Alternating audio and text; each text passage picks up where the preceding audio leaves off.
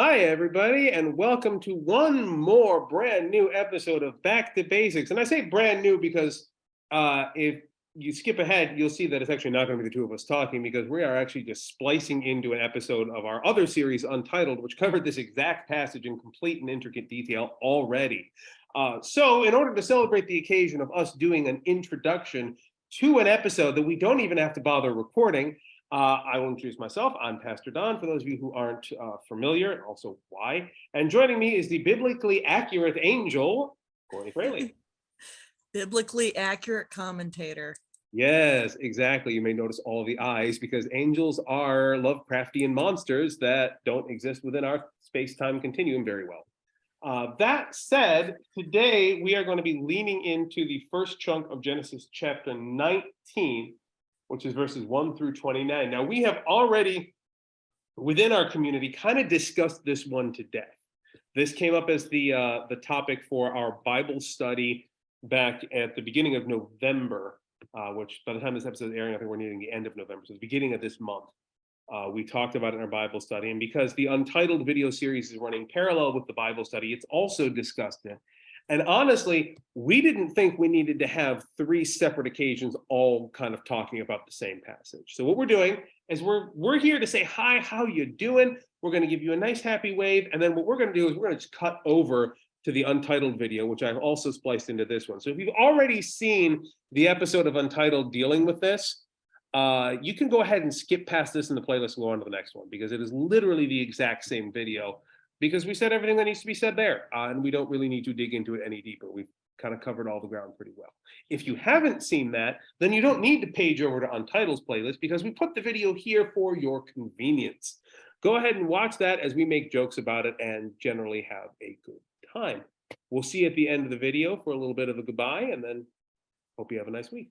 So please enjoy this video already in progress. And now that we've really limbered up, gotten ourselves in good shape, we're going to do what anybody who's feeling strong and feeling fit does, and we're going directly to Sodom and Gomorrah. Of course. You know, the only place to go at that point. Only logical. Like if you go by standard evangelical logic, if you're going to find a lot of fit people in good shape who are really willing to explore, that'd probably be where you'd find them. Correct. More than likely. Yeah, fun fact, if you've been followers of our program to date, you may have noticed evangelical logic does not carry much weight here, so it's probably not about that. Yeah, if you're here for like the whole evangelical spin on things, unless it's a really pissed off ex-evangelical and a really pissed off ex-evangelical's view on it, you're in the wrong place. Yeah. Just letting you know that now. The take ain't necessarily going to suit you. Yeah. But to get you all properly titillated and stuff, let's look at Genesis chapter 19, which is lovingly titled The Depravity of Sodom. Oh, but I bet you it's not the depravity you're thinking. Guess I'll have to find out. Stay tuned. All right. Let's begin. We're going to do Genesis 19 up to verse 29 because there's a separate bit of weirdness from verse 30 on out that's not really related to what we're talking about.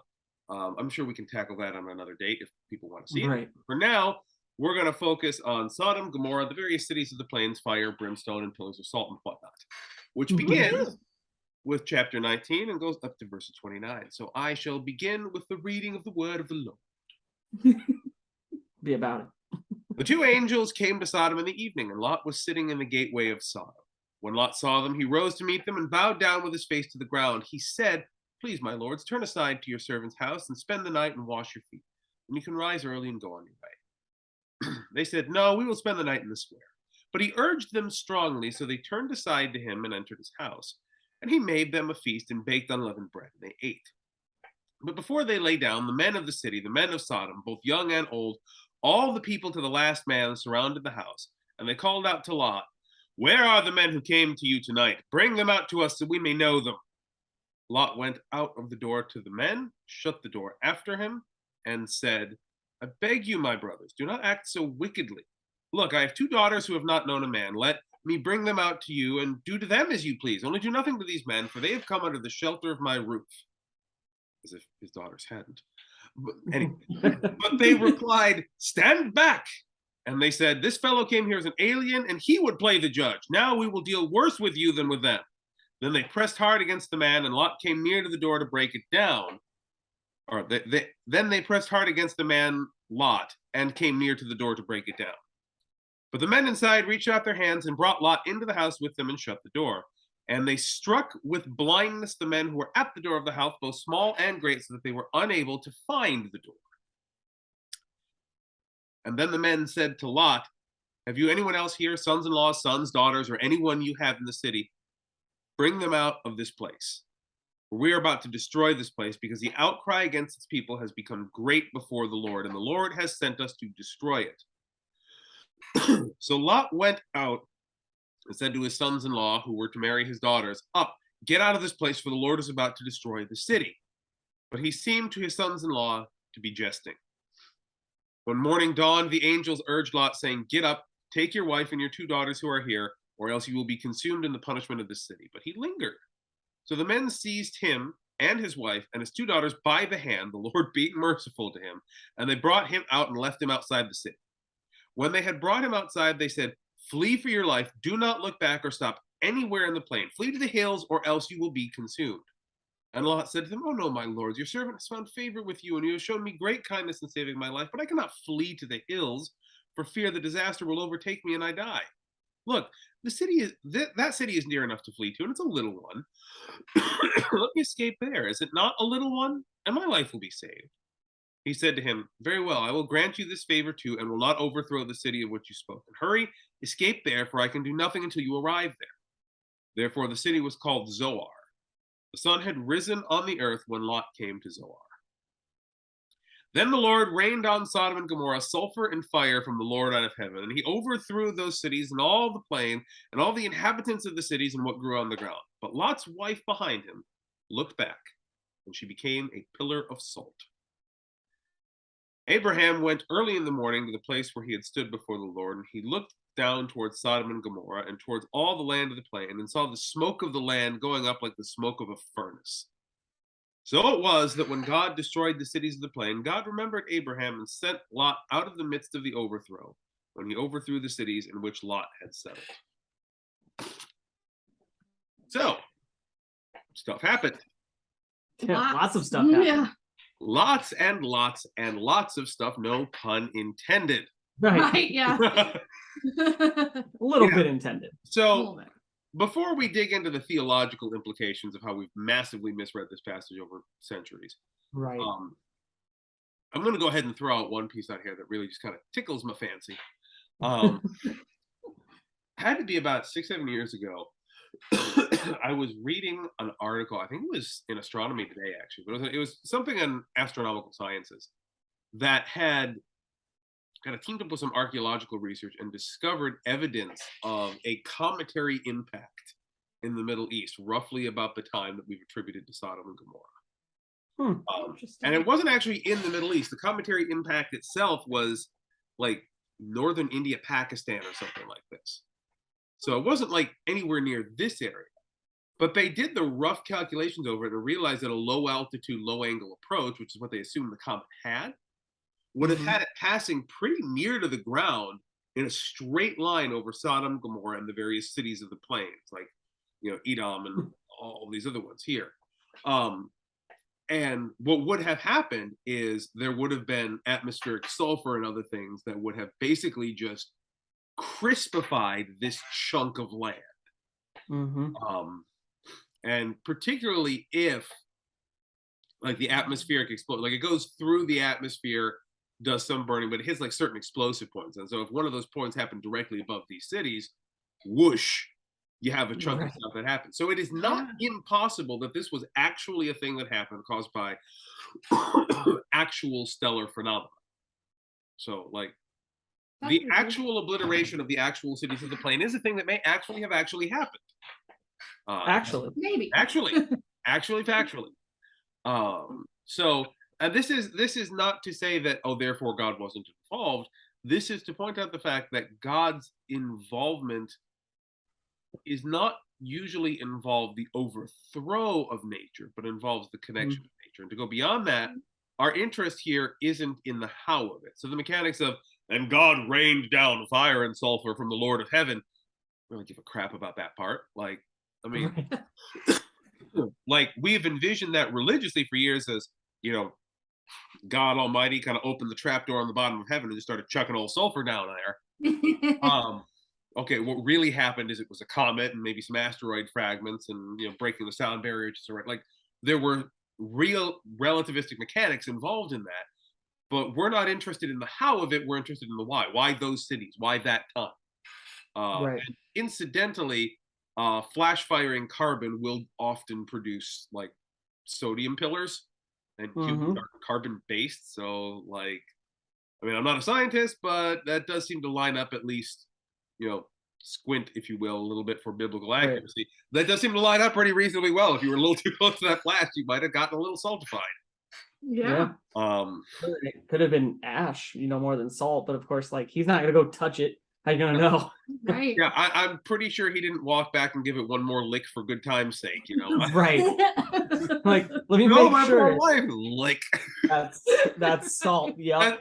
No, that's salt. That's saltier than I recall. Yeah, no, I'm pretty sure that's not. And I recall.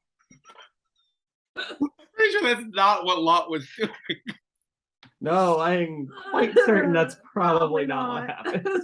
So this is the point in the episode where we put the broke Mallory counter. Ding, that's one. Yeah, we'll put it up. Dang it. It's gonna be so high this time. I know, we're already off to a good start. Yes, we're doing great. So yeah, physics aside, Right. rather than me just ranting at pretty much every line of this often abused text, I'm gonna kick it back to you guys and let you Q&A it. You team me up, and I'll just go ahead and I smack was them. gonna say I got them ready. I say I know you've got questions because I mean, it's not so much questions. Like this is so, you know, the tiniest background on myself and Pastor Mount. We created Unfailing Love Church of Fort Wayne as kind of a bastion of, you know, LGBTQ plus Christianity. Understanding that there's been a lot of mistranslation and, you know, actively using the Bible against the LGBTQ community where it's not meant to be done. So this is one of those ones that we've talked about a lot. And, you know, this along with Leviticus, which is always fun, and I'm sure we'll get into that down We'll the get line. to it. I'm looking about in the future here. It's on the list. Right. Great. But yeah, Sodom and Gomorrah is like always a huge one. I mean, they literally named, you know, the act of, you know, having sex in the non-traditional sense, sodomy. You know, I don't know how much we can say on YouTube without getting taken down. So no, we won't get taken down. We'll get demonetized, but I'm not making money off it anyway, so it works. Woo, Right. we're good. Yeah. So in the butthole, there you go. Yeah. It literally named it sodomy from the Bible story while completely misunderstanding what was actually going on. Yeah. Now, without getting too far, we're going to dig into that piece in the next episode where we take apart the Ezekiel passage where it says exactly in a very concise way what Sodom and Gomorrah was about.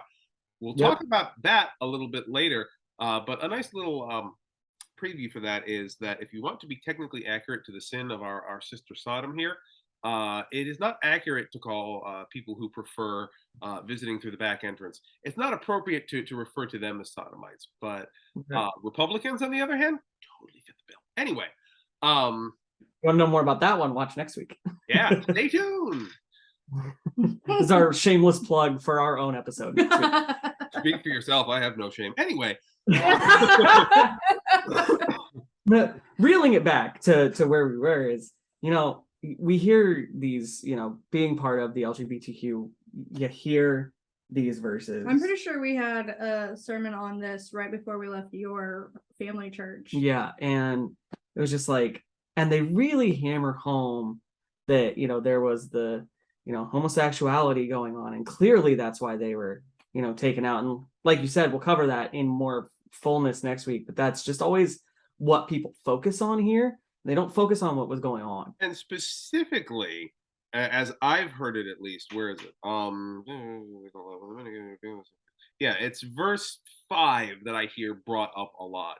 Where are the men who came to you tonight? Bring them out to us so that we may know them. How dare you make friends? Yeah, well, carnal implications aside, because, like, let's be honest, even in the Hebrew, that does carry with it the carnal implication. Right, We right. can't deny that fact. But what we Mhm. do deny when we preach this as an anti-homosexual thing is this isn't a group of men coming out saying, "Hey, here's a fresh set of backsides. Let's get into that." Right. Like, that isn't what's happening here. Mm-mm. Not First at off, all. in the whole passage preceding that, like the term "men" is really only used in a more general sense. So there may have been women present in the group as well, Right. straight or otherwise. So like we have no idea the degree to which consumptive desire was being expressed here, or from what particular sets of genitals it was being expressed.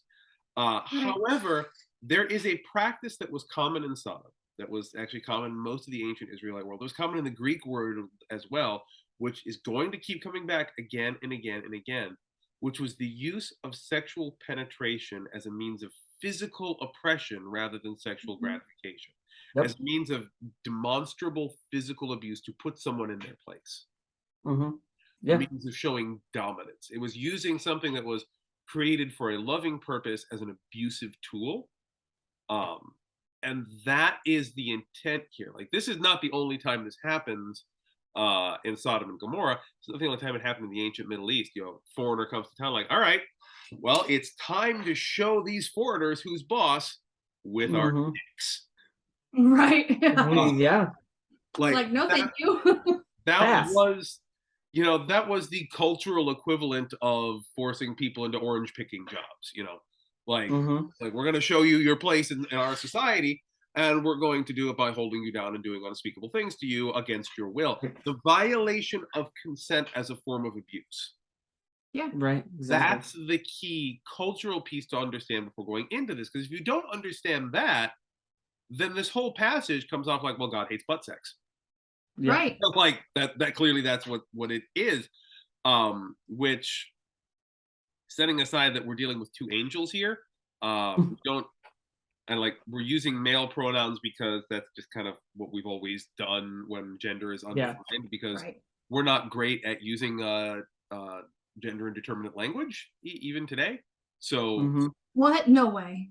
like it doesn't read two angels came to Sodom in the evening with their penises swinging in the breeze. Like, there's no clear Right. definition. Yeah. There's no real indication that that's the case. But... Yeah, like masculinity is neither suggested nor explicitly expressed here.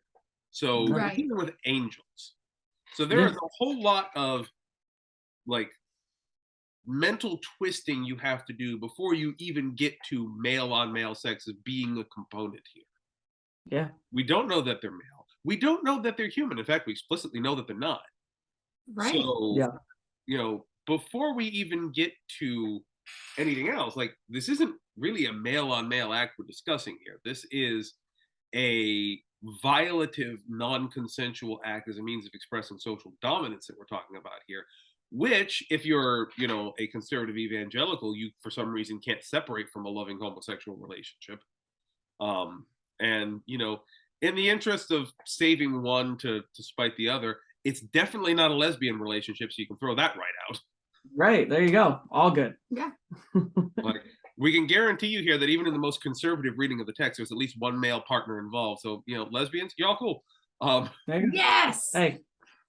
My only exception. Done and done. But again, you have to go through like multiple steps of mental gymnastics to make a connection between this and a loving, consensual homosexual relationship of any flavor.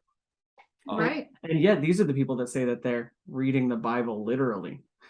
Yeah, like the only thing that's being expressed here is a desire to initiate a carnal encounter, Right. non-consensually. That's literally the only thing that's being expressed here.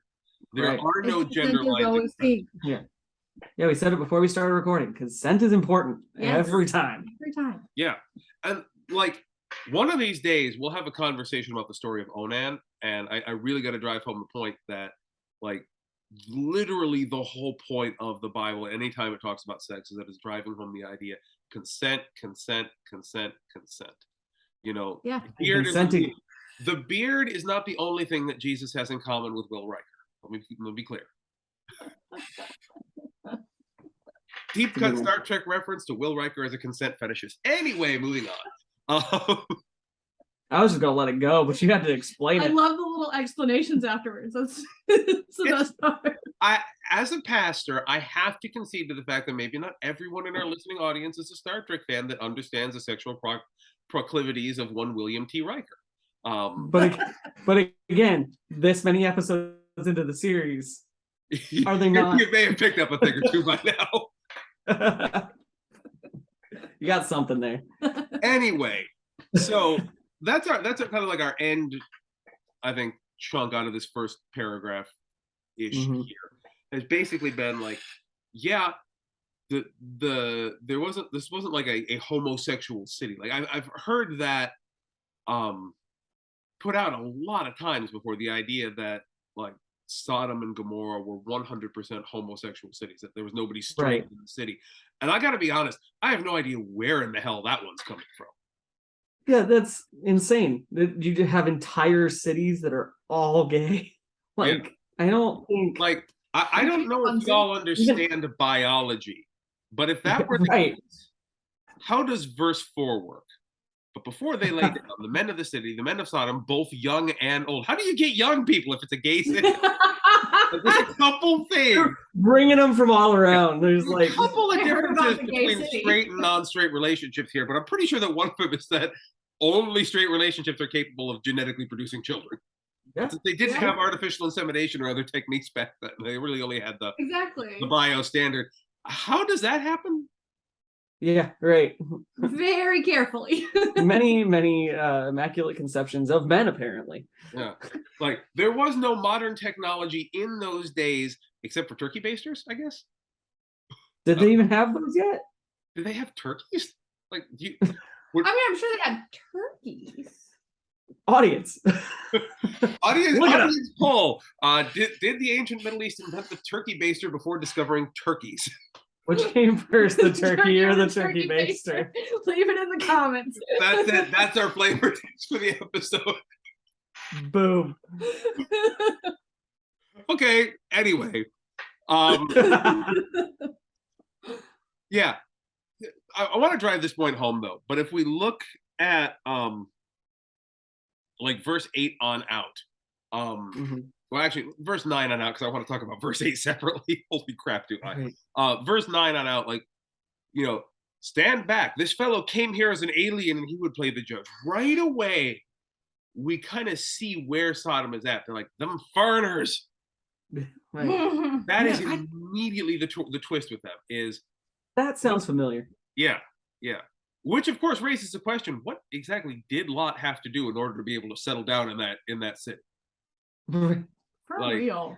That's a section of the story of Abram and Lot I'd probably like to know more about if I could ever get an addendum, God, maybe. They weren't real clear about that. Yeah. Can do a lot, I bet. I was gonna say, if that's what they were doing to the newcomers, had a good time. Yeah. Now, I think we do have to talk about verse 8. Yeah. And well, yeah, because like. Yeah, that's the one that like we want our biblical heroes to be heroes, right? Yeah. Yeah. This is a Deadpool move. No, it's really a Deadpool move. Yeah. Like he was immediately willing to throw his daughters to the wolves. And I think this is an important thing to look at too in the Bible, because we see levels of divinity in the Bible. Like some people who just don't freaking get it, and that's the men trying to beat down the door so that they can rape the foreigners. Right. But we also get some who kind of get it, which is like Lot, who like, okay, these are definitely divine people. We probably shouldn't be sexually assaulting foreigners. Like there are multiple levels to that here. But his immediate response to fixing the situation is kind of like, by the way, fun plug for Back to Basics, our series talking about Genesis, because we've been talking about this a lot, how his brother Abraham at this point, how Lot's brother Abraham kind of has a go-to move every time things aren't looking right, which is to basically sexually assault someone. Yeah, pretty much. Anytime he gets a little bit of anxiety, he just sexually assaults something and it seems to work out. Do not spit that on my computer. Spitters are quitters. Going into Egypt, worried about how we might be received. All right, I'm going to sell my wife into sexual slavery. Yeah. Not quite sure how the promise is going to play out. First plan. But God's given me a promise of descendants. But like my wife's a little bit old. All right, time to rape me a slave girl.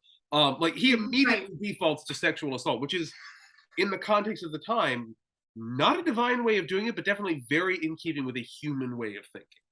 Oh, yeah. Yeah. Because That's again, what they understood.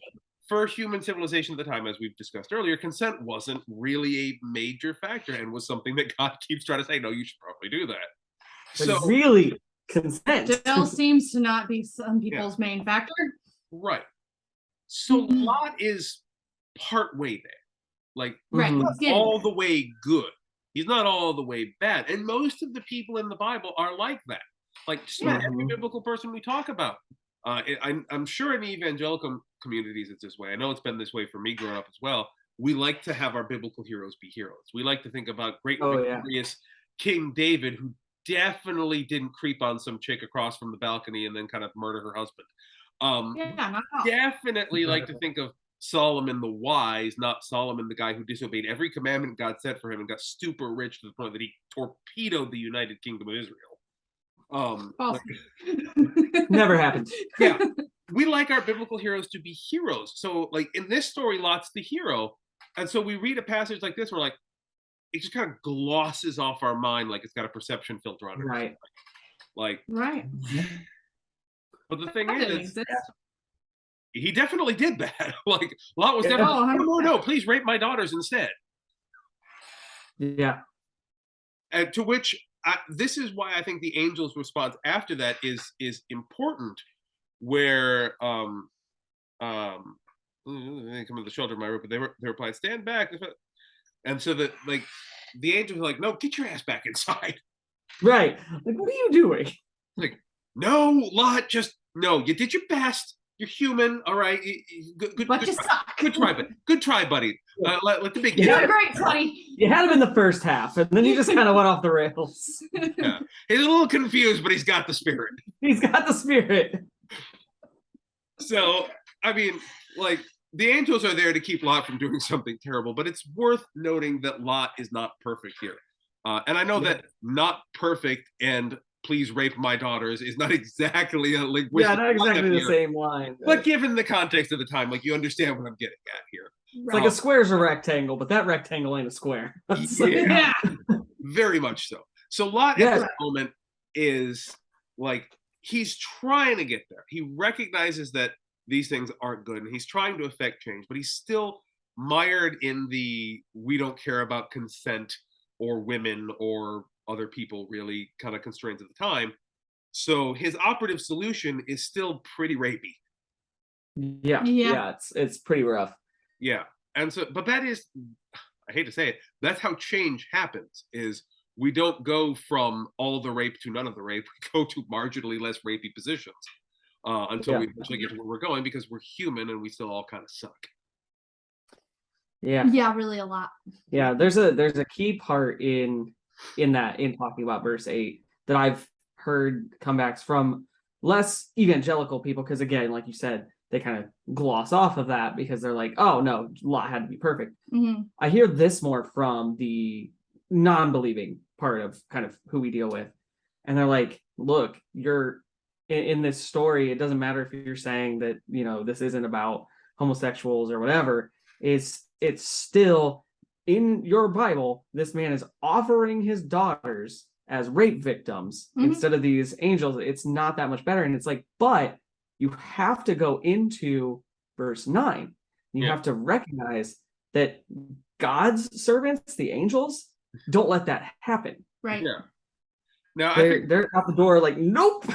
Yeah. I think there's an obvious point here when reading the Bible that is just so blindingly obvious that we all kind of miss it. To borrow from Douglas Adams, this particular point I'm going to mention is a lot like the invention of the cat flap.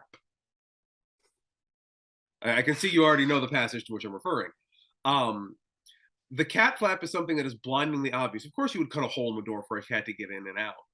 But until someone invented it, it wasn't obvious. It's only obvious Right. in retrospect once you've done it. Like, oh, of course you would do that. It's so obvious you don't even need to give credit to the person who invented it, which is why we don't know who invented the cat flap. Because Right. as soon as it came out, we're like, oh, of course, that's a stupidly obvious thing to do. Right. Mhm. But until that point, it wasn't obvious because we couldn't see the forest for the trees.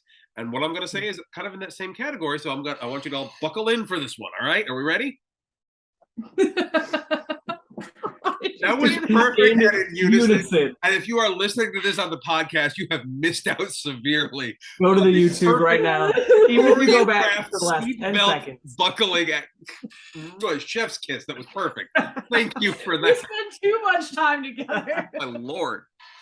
Anyway, here's the point. In the entirety of the Bible, start to finish, out of every single human being in this, only one of them is perfect. Mm-hmm. And guess what? It's not Lot. No. What? No, it's Yeah. not. Pretty sure it's the Jesus fella, and he's not going to be around for a couple thousand years yet. Right, yeah. So, like, this is something, and I run into this when I'm talking with like non-believers and other folks about why is the Bible so terrible.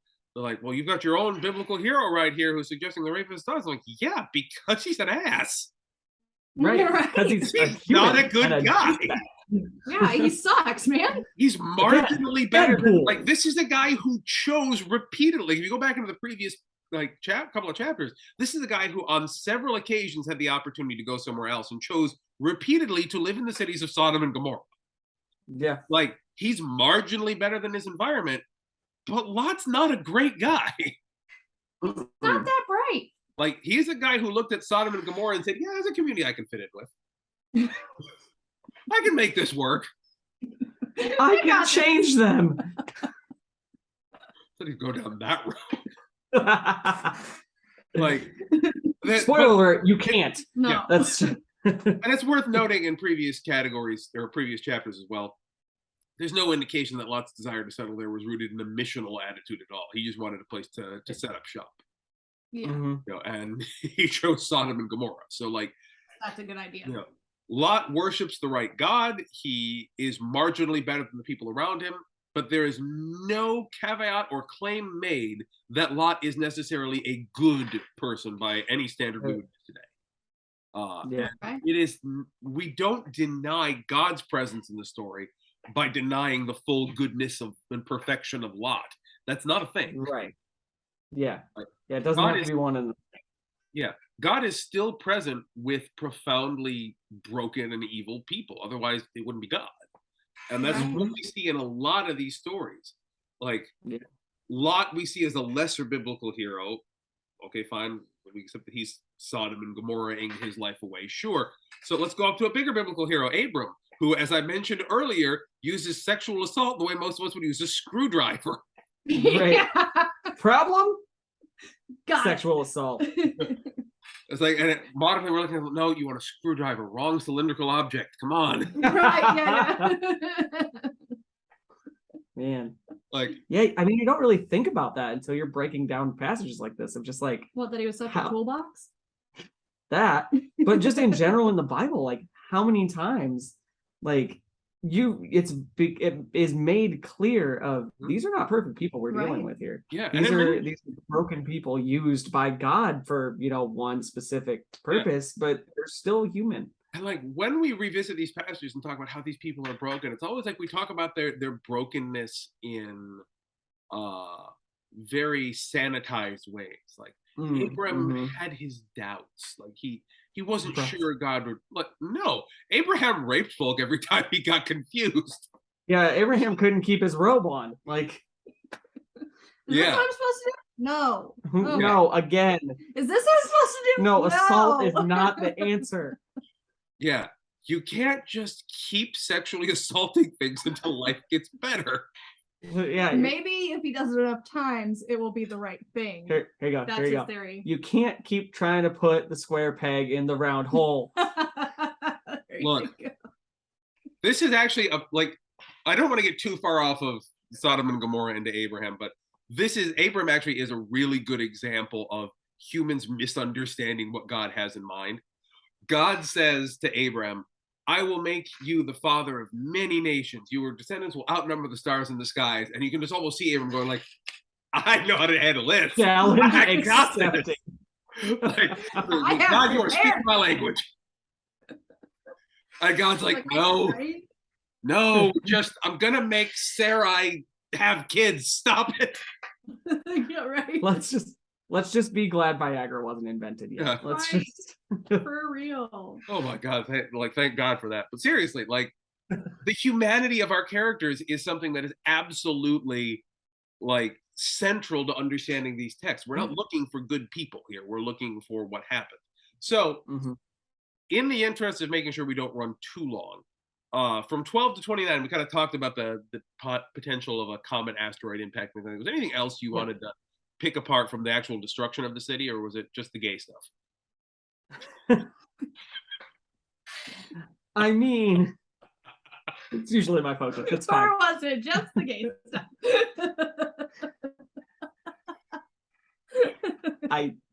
That's a perfect one. I think that just I can't come back from that.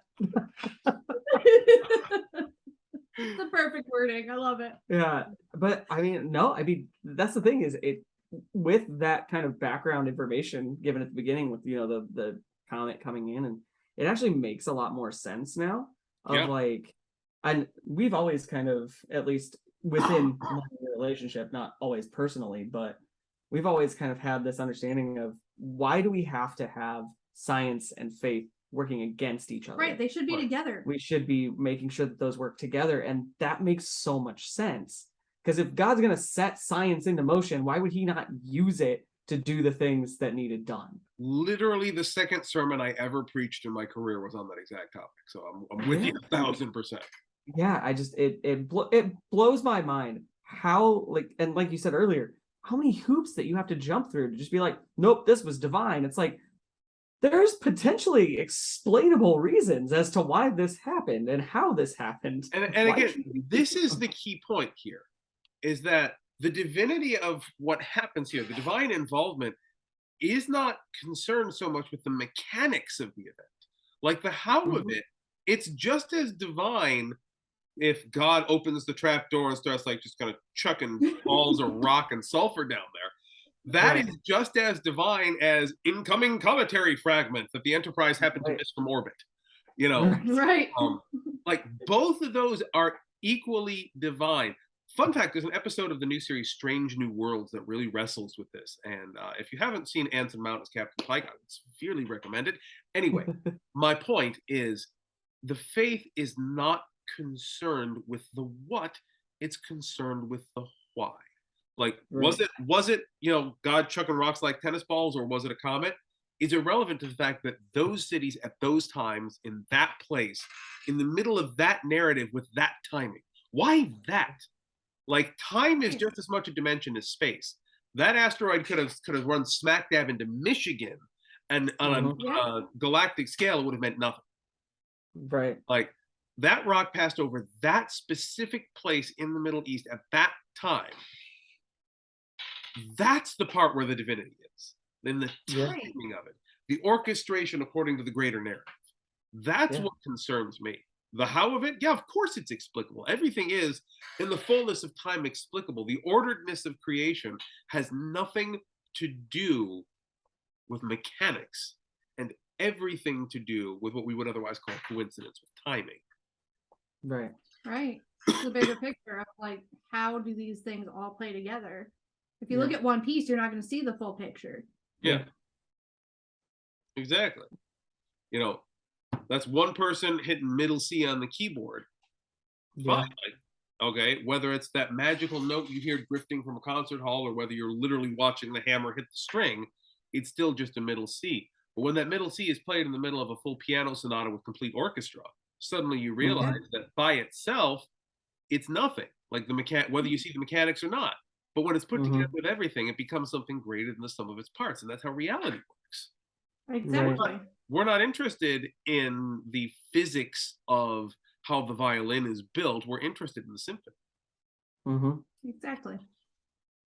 I mean, I think that's That's kind good. of sums up this Yeah. entire passage. Is Yeah.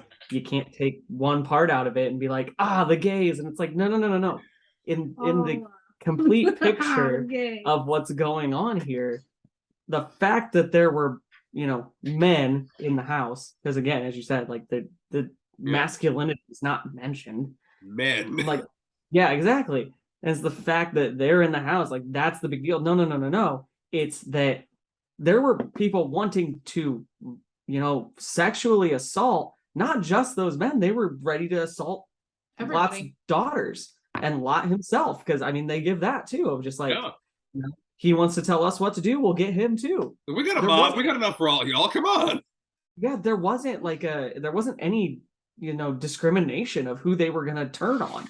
Yeah. It was just, there's bodies, they're warm, let's take them. Yeah. Yep. There And wasn't. there's your problem. What you're witnessing wasn't an act of desire in terms of Right. sexuality or intimacy or relational connection. What you were witnessing was an act of assault.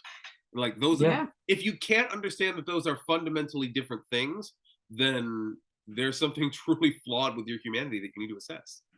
Yeah. There's a bigger issue at hand. I hope that it's something we can help you with. For real. By the way, I'm still stuck on just how great of a title. If I were to ever write a book of evangelical theology, I would just call it the gays. And with that, well, That has to be the title. Boy, wasn't that a fun video. Aren't those people over on the other video just so amusing and hilarious and altogether fun to watch? Why, I could option that for a series on whatever streaming service is popular these days. Or not, I don't care. But it was still hopefully a very good and interesting dialogue for you. In the meantime, Courtney? Like, share, and subscribe. Thus saith the biblically accurate angel. Whoa, spooky. She got So so bad I'm many at potato eyes. quality, so you can't even see these things shake. In the meantime, links to the Discord and stuff are down below, as they always are. This is, since you're just coming off the video, now, this is a passage that warrants some conversation. And do you know where we do our conversing? Discord. And on the Discord server, our digital sanctuary. Join us over there. We're talking about it. We still are talking about it because it warrants some discussion. Join us there for conversation. Join us in our weekly Bible study, which is still going on. Now that it's the end of November, I can tell you with some certainty, we are working our way towards Christmas, and there's going to be a Christmas Eve service, and it's going to be here in Japan live and also broadcast. It's going to be bilingual. It's going to be all kinds of fun. We've already started working that up when I'm recording this, and so by the time this airs, it's going to be a thing. Keep an eye out for that. In the meantime, I keep pinching my nose because I'm about to sneeze. In the meantime, I hope you guys have a wonderful week, and we will see you on the very next episode of Back to Basics, where we're going to talk about the very last piece of Genesis chapter 19, verses 30 through 38, where we have to wrestle with the fact that Lot's daughters, who were virginal and untouched at the beginning of the chapter, decide to go hardcore incest for the back half of the chapter. So, that's a thing that we got to wrestle with too. So if you're up for that sort of thing, and even if you're not, but really want to figure out why the Bible seems to be, tune in next week for another fun, interesting, and definitely not confusing episode of Back to Basics. Have a good week. Bye. Bye.